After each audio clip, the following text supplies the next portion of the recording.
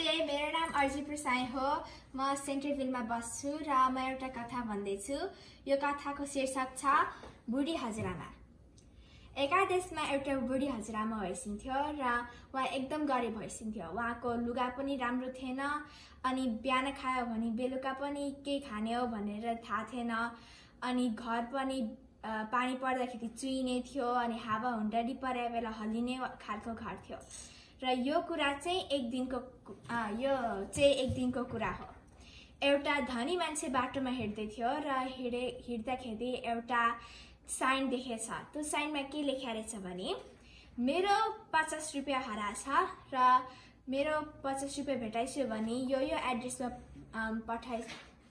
लिएर आइदिस्यो, किनभने मेरो लागि एकदम इम्पोर्टेन्ट हो यो 50 रुपियाँ। अब भेटाइसक्यो भने यहाँ ल्याइदिस्यो भनेर लेखेको रहेछ साइनमा।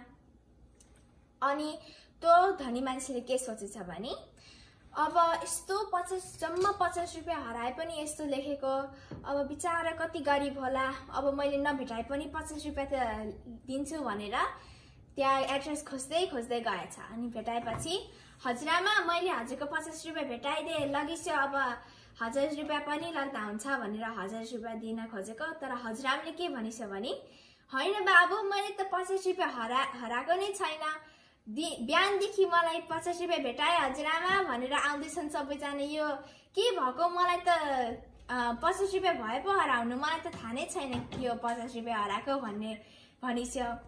र यहाँ के भएको रहेछ भने गाउँमा एउटा ज्ञानी मान्छे रहेछ र उसले हजुरआमाको अवस्था देखेर एकदम सहयोग गर्न मन लागेको रहेछ र आफूसित पैसा पनि थिएन सहयोग गर्ने, र एउटा आइडिया निकालेछ र त्यो साइन त्यहाँ टाँसिँदैछ। त्यही भएर यो कथाको मोरल चाहिँ के हो भने आफूसित पैसा नभए पनि सहयोग गर्न सकिन्छ, र आफूलाई साँच्चीकै सहयोग गर्न मन छ भने जसरी पनि एउटा सोल्युसन भेटाइन्छ। धन्यवाद।